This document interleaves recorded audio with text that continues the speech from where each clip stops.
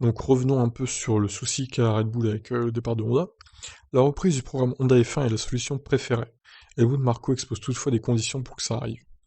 Red Bull travaille bien activement sur un plan de reprise de l'activité F1 de Honda. C'est ce qu'explique Helmut Marko, affirmant que Dietrich Mateschitz a donné son feu vert pour étudier cette option en tant que solution préférée.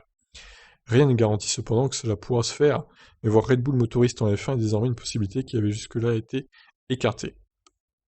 Tous les constructeurs ont leur propre équipe, ils construisent leur châssis et leur ensemble la main dans la main. Avant, nous avions un moteur et nous construisions notre châssis autour. Cela a commencé à changer avec Honda et c'est pourquoi nous favorisons la solution du reprise du programme Honda, explique le consultant au sport automobile de Red Bull. Mais pour que ça arrive, il faudra certaines choses dont nous allons discuter. Portimao après la course, comme un gel des règlements moteurs à partir de 2022.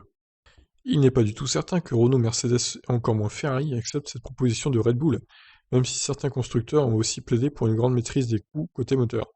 Si ces discussions se passent bien, poursuit Marco, alors nous parlerons avec le siège de Honda et les autres personnes impliquées pour pouvoir préparer les moteurs à Milton Keynes. Mais cela ne sera possible que s'il y a un gel du développement à partir de la première course de 2022. Nous avons donc besoin d'une décision de la FIA le plus vite possible. Si c'est positif, la prochaine étape sera de trouver un accord avec Honda. Nous avons plusieurs bâtiments et usines à Milton Keynes, c'est dur à dire quand même, et nous regardons en ce moment où nous pourrons loger le programme moteur. Est-ce une solution qui permettrait à Red Bull de rester compétitif alors que Renault progresse à grands pas?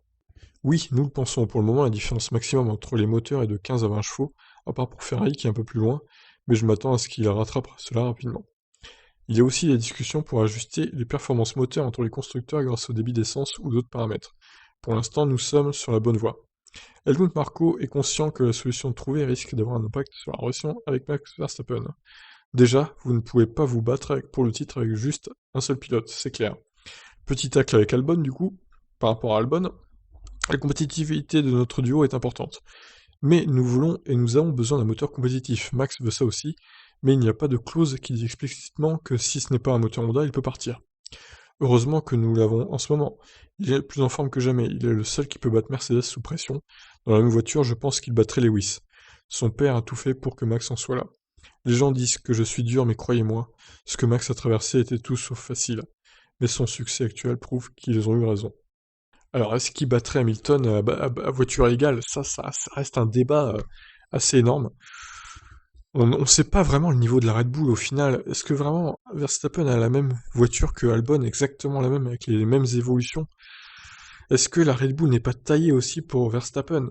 Tout un tas de questions qui se posent, hein. Et je pense que s'il avait Verstappen dans son équipe, Hamilton, il élèverait encore son niveau de jeu. Parce que je pense qu'avec Bottas dans l'équipe, bon, il a un niveau de jeu assez élevé, certes, mais il n'est pas au maximum de ses capacités aussi. Je pense qu'il redoublerait de travail s'il avait Max Verstappen dans l'équipe, donc c'est pas sûr que Verstappen le battrait tout le temps, Hamilton, quand même, hein. Je pense que ça serait très serré entre lui et Hamilton, et ça serait très intéressant à voir, mais je pense qu'à mon avis, on le verra jamais, malheureusement. Sur ce, je vous laisse réagir. Est-ce que, pour vous, vous pensez que la solution du reprise du programme de Honda est la solution préférée par Red Bull? Enfin, on va dire la solution qui leur conviendra le mieux. Sur ce, je vous laisse réagir. Ciao!